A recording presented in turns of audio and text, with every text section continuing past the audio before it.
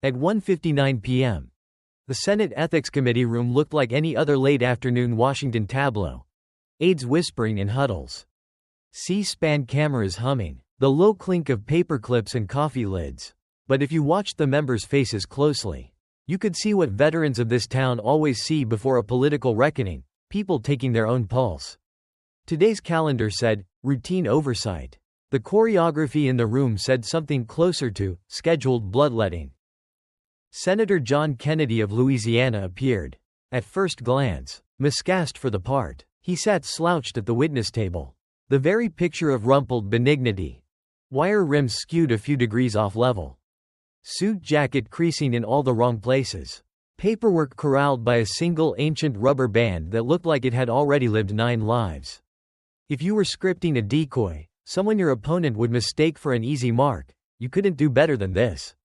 Kennedy's entire aesthetic whispered, "Don't mind me. I'm just a country lawyer who wandered in from the cloakroom." At 2:15 sharp, the air changed. Nancy Pelosi didn't arrive so much as enter, which is a different verb in Washington. Her entourage poured through the double doors first, advance, scheduler, comms, 2 counsel, then the former speaker herself. Head high, stride clipped, every beat calibrated. The gallery took the cue, murmurs, then phones, then that anticipatory rustle that precedes viral moments. A monarch's procession in a chamber that, in theory, belongs to citizens. The opening line was less a greeting than a slap.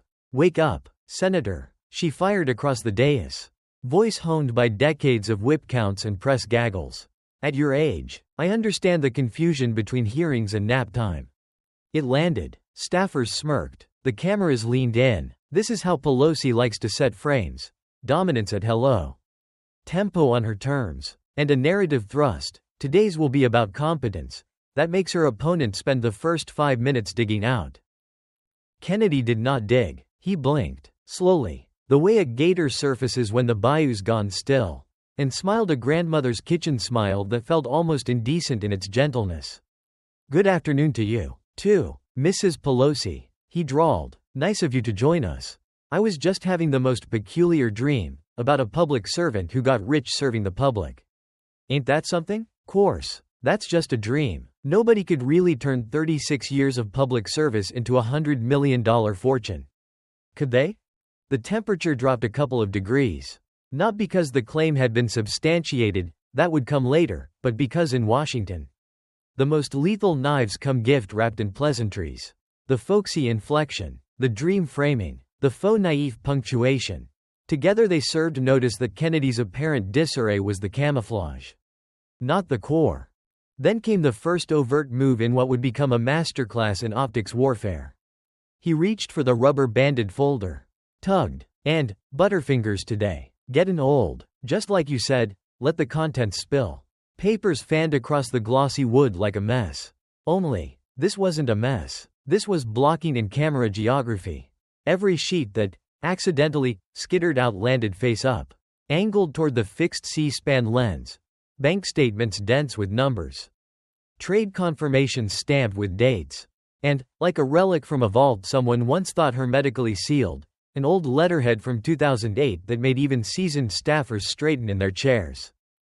If you're keeping score at home, that was the second move. The first was tone.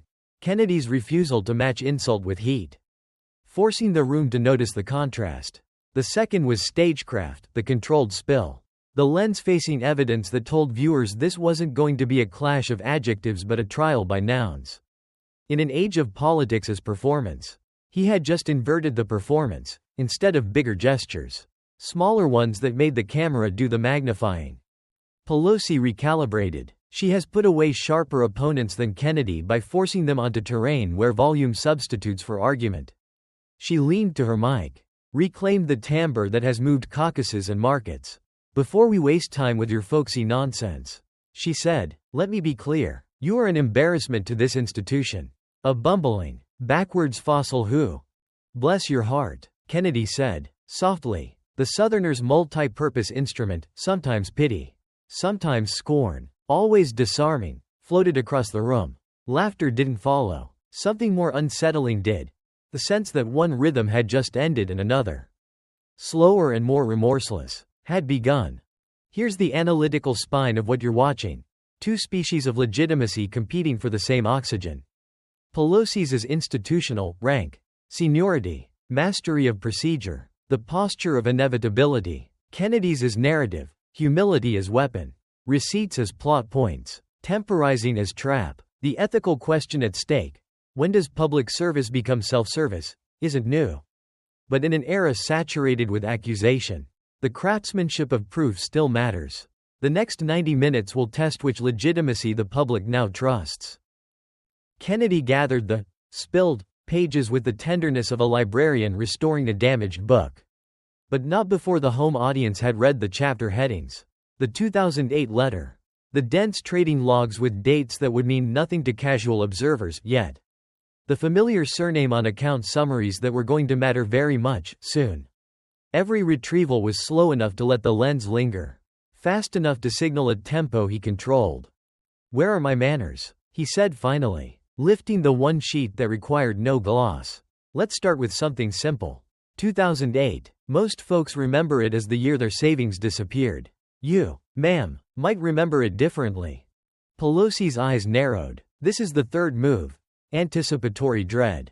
You can win a policy beatdown if you're surprised. You can't win an evidentiary narrative if you recognize the page before it's read aloud. In Calm's terms, she'd been pulled from her opening frame, fossil versus future, into his, fortune versus service, and she knew it. What makes the moment effective, beyond Kennedy's theater, is its alignment with how audiences now consume political conflict. Viewers don't need full indictments to register judgment, they need coherent arcs. A setup that resonates, wealth amid service. A visual hook, the spill, the letterhead, and a promise that the next reveal will connect dots they already suspect exist. Kennedy's genial cadence hit a prosecutor's structure. Exhibit A will be about origin, what was done first. Exhibit B about pattern, what kept happening. And Exhibits C through F about consequences, what others paid while the principal profited. Pelosi reached for what seasoned litigators call the disqualify posture. Delegitimize the messenger to avoid the message. "Your folksy act," she began, prepared to ride the country lawyer shtick line to a safe harbor. Kennedy didn't let her dock. He lifted the old letterhead so the seal caught the light and said nothing for 3 beats, television's longest and most useful unit of time. The room leaned forward. The home audience leaned closer. "What happens next?" he wordlessly promised. "Isn't an argument, it's an unveiling. Let's pause the action to underline why this performance matters beyond personalities. In democratic politics, trust is a composite of outputs. Did your policies help? Inputs, were your processes fair? And signals, do your choices look like your rhetoric? Kennedy's gambit is to compress these dimensions into a single test case. If he can demonstrate that Pelosi's personal and familial gains coincided with policy moments she controlled, and that her public signals often ran counter to her private choices, then the question of criminality becomes secondary to the judgment that matters most in representative government: legitimacy. Legal innocence can coexist with democratic illegitimacy. Voters punish the latter faster. Back in the room, the fossil was doing something fossils aren't supposed to do: resetting the narrative tempo. "Just a couple of things to tidy," he said, sweeping the last 2 documents into alignment, his voice back at kitchen table temperature. And then the aside that signaled the hours to come would toggle between honey and hydrochloric acid. "We'll take it nice and slow. I'd hate to confuse anybody." If you were charting the power curve, this was the inflection point. Pelosi's opening frame required sustained dominance. Kennedy's required only a single clean transition from jest to jurisdiction. He had it. The cameras had their cutaways, Pelosi's jaw set. 2 Democratic members exchanging the micro glance that means, we may need to adjust our talking points. A Republican aide already tapping out a chyron, but the larger audience had something more important. A reason to keep watching that wasn't anger, but curiosity. What's in the 2008 letter? What do the trade timestamps say? Why were the pages accidentally oriented toward the lens? Before the first document is even read into the record, the hearing has already delivered its first analytical lesson. In an age of performative politics, The most effective performance is one that makes the receipt the star. Kennedy's props are not metaphors, they are exhibits. His dialect is not a gimmick, it's a throttle. And his mess is not disorder, it's mise en scene. He looks up, glasses finally straight, smile back in place. All right then, he says, the syllables syrup slow, since we're discussing naps and fossils. Let's wake some memories up. His finger taps the 2008 page. The camera tightens. Somewhere in the gallery, a phone stops filming and starts dialing. You can feel the room understand that what began as a quip about age has turned into a question about time, how it was used, for whom, and to whose benefit. That is where we leave the tableau in part 1, the room colder. The lens closer. The first exhibit waiting under studio lights that were never supposed to make it this far past the opening soundbite. Tomorrow's fight will be over numbers and dates and decisions. Today's prologue established the only stakes that matter in a legitimacy trial. Whose story is the audience prepared to believe before the data arrives? Kennedy has his stage. Pelosi has her reputation. The camera has its appetite. The folder marked 2008 is about to open. The sound of paper against wood carried louder than any gavel. Kennedy held the single sheet as though it were a relic of a vanished world. A world where crises humbled politicians instead of enriching them. 2008, he began softly, almost as if invoking a ghost. Most Americans remember that year as the season their savings vanished. Their homes, their jobs, their dreams, gone like morning fog. But some folks, he let his eyes lift to Pelosi. Some folks remember it a little differently. A faint hum of recognition spread through the committee room. Everyone who'd been in Washington long enough knew what 2008 meant in shorthand: collapse, bailout, and the quiet alchemy by which pain at the bottom often translated into opportunity at the top. Kennedy adjusted his glasses, reading as if from a psalm. Visa Incorporated. Initial public offering. March 18, 2008. Allocation of shares, special allocation, non-public. Name on file: the Honorable Nancy D'Alessandro Pelosi. He looked up. $100,000 in profit within 24 hours. Not bad work for a week when American retirement accounts lost $1 trillion. The numbers themselves weren't new, they'd been buried in old news archives. Dismissed as ethical gray area. But Kennedy wasn't citing them for indictment, he was resurrecting them for moral context. You were Speaker then, he said, the drawl thickening. You were also shepherding credit card reform legislation, rules that, funny enough, helped Visa and squeezed their competitors. He set the paper down with the gentleness of a priest closing a Bible. Now, I'm just a simple country lawyer. But where I come from, we call that a coincidence too convenient for polite company. Pelosi exhaled sharply through her nose. The old defensive rhythm coming back. That matter was reviewed years ago. There was no wrongdoing. Kennedy tilted his head, sympathetic but unyielding. Reviewed by whom, ma'am? By colleagues whose portfolios looked a lot like yours? By ethics panels that answer to the same leadership that benefits from silence? No, ma'am, it ain't been reviewed by the only jury that matters, the folks paying 15% interest on the cards you legislated. He paused, letting the echo settle. See, Mrs. Pelosi, the American people may not know every subsection of a securities disclosure. But they know what fairness looks like. They know what it smells like when somebody's cooking with the public's ingredients and keeping the feast private. A rustle ran through the press row. Kennedy's method was clear now. He wasn't chasing illegality, he was defining betrayal. Legality was the low bar. Legitimacy, the sense that government serves its people before it serves itself, was the high one. And that's the one he was prying loose. He tapped the page again. The year the American middle class got a foreclosure notice. You got an invitation-only allocation. The year families were begging banks for mercy. Visa was thanking you for legislation. Maybe that's not a crime. But it sure as heaven ain't servant leadership.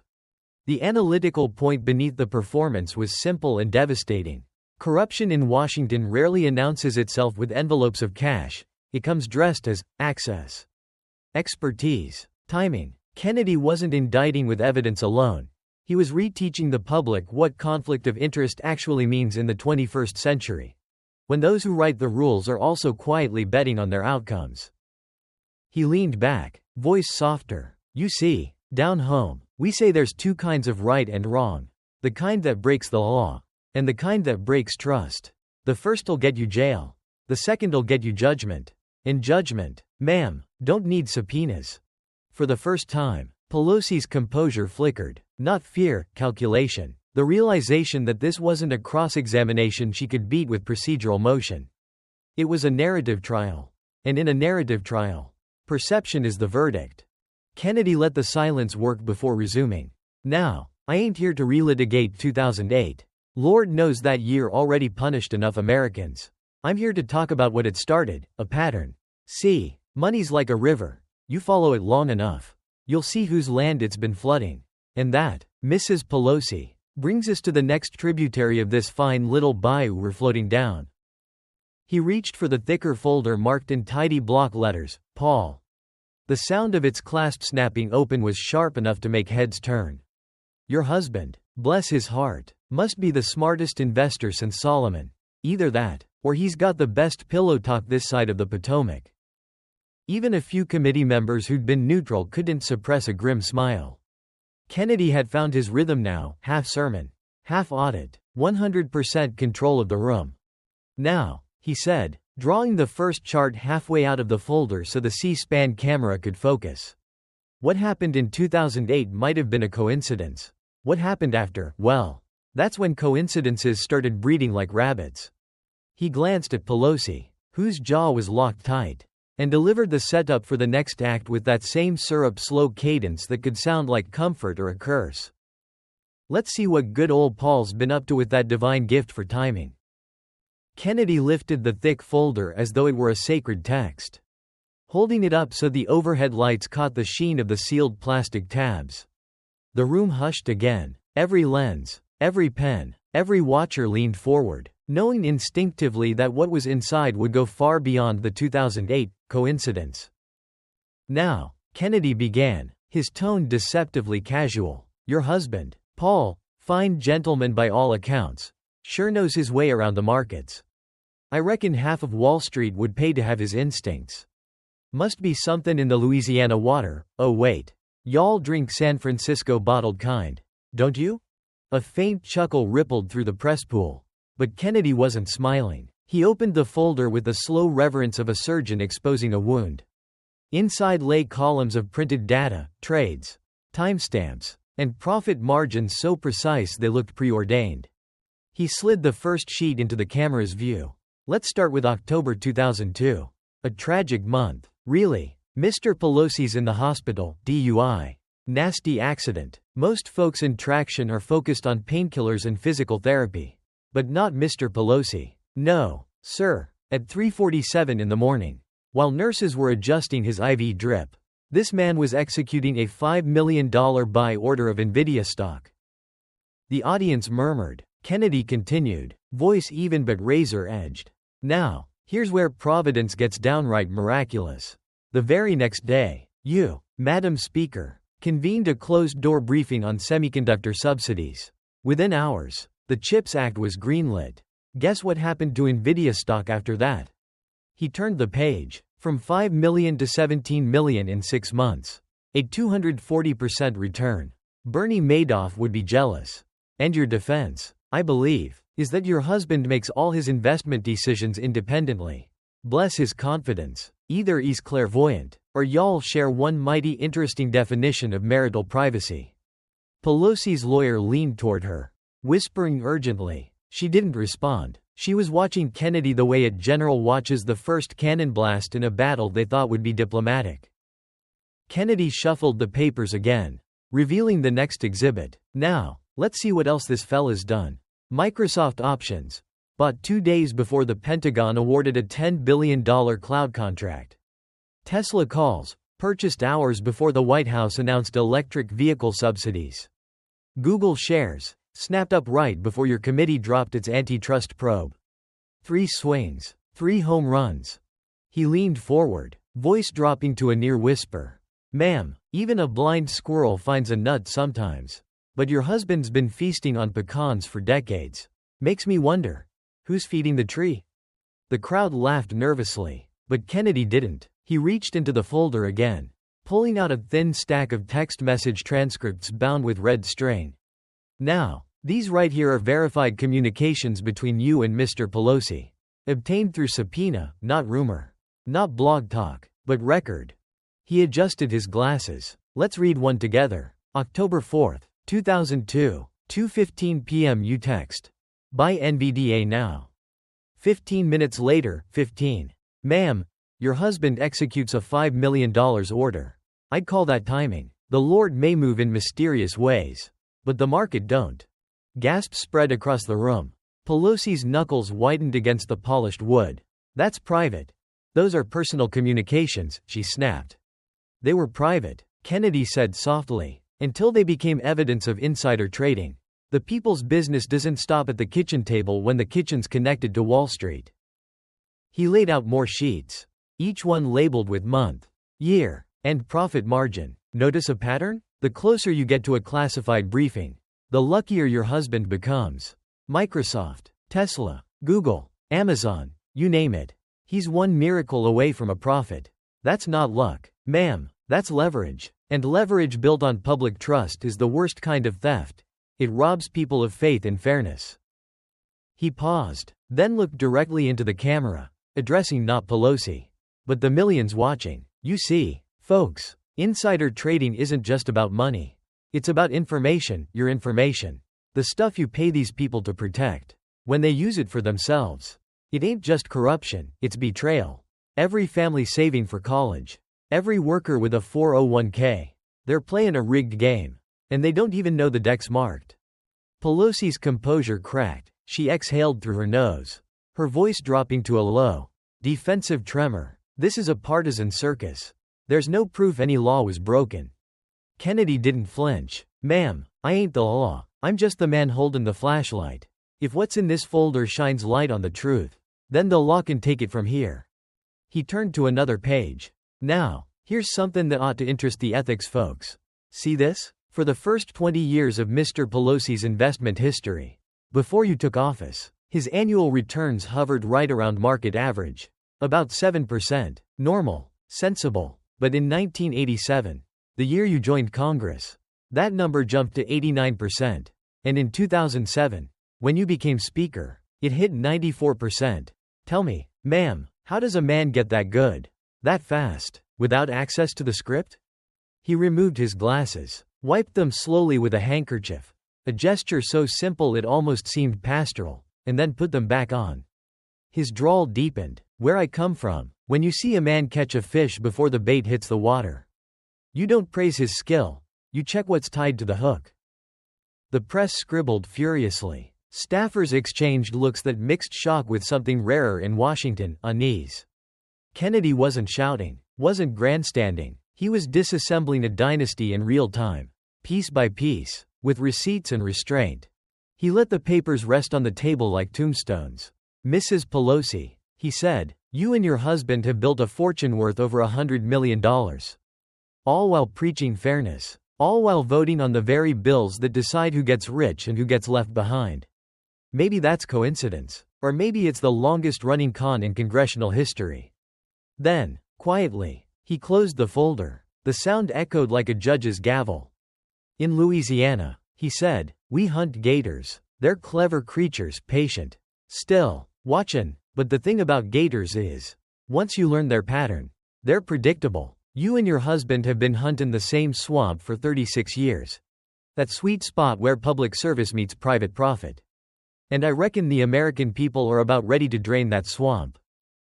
He stacked the papers neatly, slid the folder aside, and reached for the next one. A smaller tab, bright red, on its cover, the freezer. Kennedy smiled faintly, his voice low and almost kind. "You remember that one, ma'am, the Brambleberry Crisp? Let's talk about that freezer of yours, and the people who couldn't afford the milk you kept cold inside it." Kennedy slid the bright red folder onto the table with quiet precision. "Let's take a little break from stocks and talk about something sweeter," he said, his voice deceptively light. "A pint of ice cream, a freezer the size of a coffin, and a video that told America everything it needed to know about who you really serve." The press perked up. Everyone in Washington remembered that video. Pelosi on late-night television in April 2020. Smiling in front of two gleaming $20 Sub-Zero freezers. Showing off her stash of $13 a pint Jenny's Splendid ice cream while millions of Americans stood in unemployment lines. Kennedy reached under the table, lifted a small cooler, and set it down with a thunk. He opened it and pulled out a pint of the same brand. Condensation beading along the lid. The crowd stirred. Brambleberry crisp, he said softly. The people's flavor, right? He placed it in front of her like an exhibit in court. Now, I don't begrudge anybody a sweet tooth. But the problem, ma'am, is timing. April 2020. 40 million Americans unemployed, businesses dying, families skipping meals, and there you were, live streaming from your kitchen, bragging about your favorite frozen luxury like Marie Antoinette holding up a macaron. Pelosi leaned toward the mic. That's ridiculous. No, ma'am, what's ridiculous? Kennedy cut in gently. Is that Jenny's ice cream got a $2.4 million PPP loan the week before your broadcast? A loan that your office fast-tracked. Gasps rippled through the room. Kennedy pulled out another document, the loan approval record. Stamped and dated. Coincidence again? Or maybe just good timing? Like the Pelosi's always seem to have. He set the paper aside and produced a stack of unemployment claims. You know what else was happening that week? These. He began reading names. Maria Gonzalez, housekeeper, lost her job March 20th. Applied for aid, no response. 2 years later, her case is still pending. James Holloway, mechanic, filed April 2020, never got a call back. Chen Wu, restaurant owner, denied twice. They couldn't afford ice cream. Ma'am, they were trying to afford rice. He laid each claim down like a stone. These are from your district.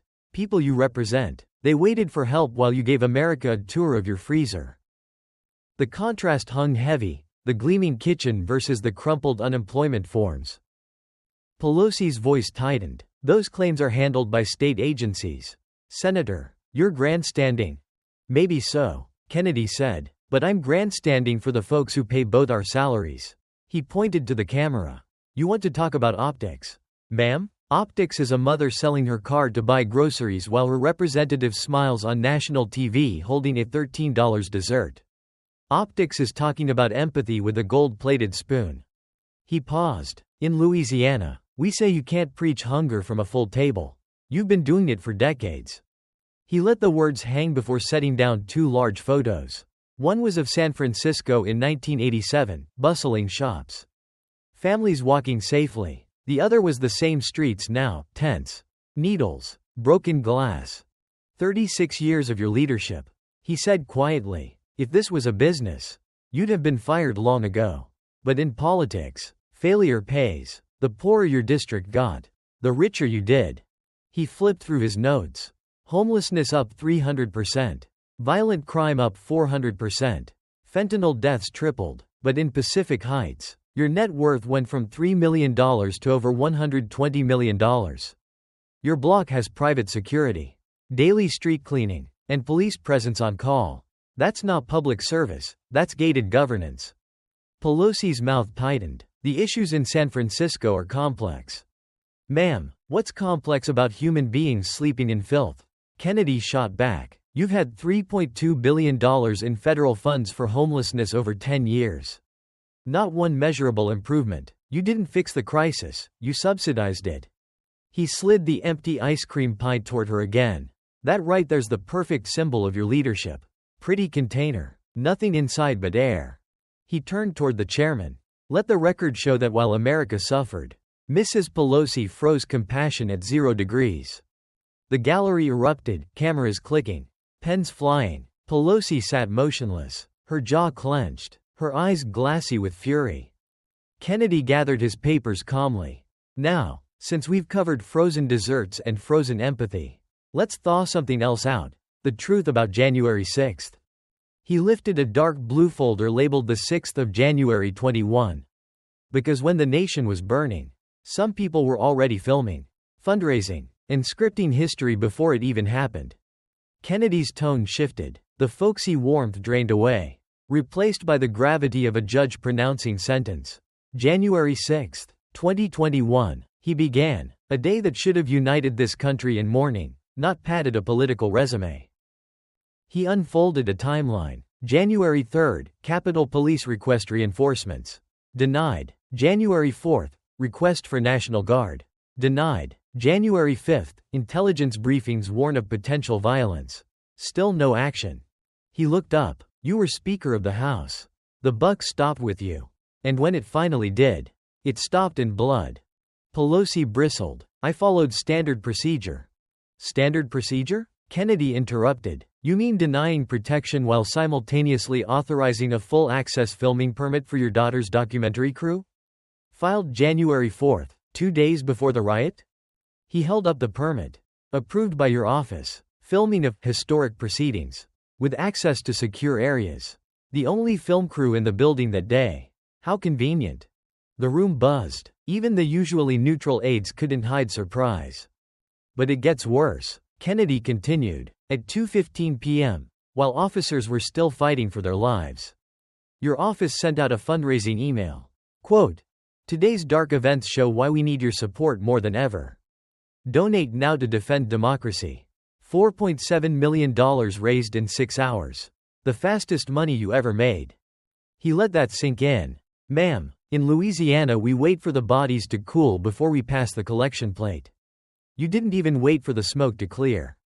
Pelosi's voice trembled. That email was automated. The speech you gave that night wasn't. Kennedy snapped. Democracy under attack. Rising from the ashes. Beautiful words. Only problem? The metadata shows the file was created January 5th, the day before. Pelosi froze. That's not possible. Kennedy held up the printout.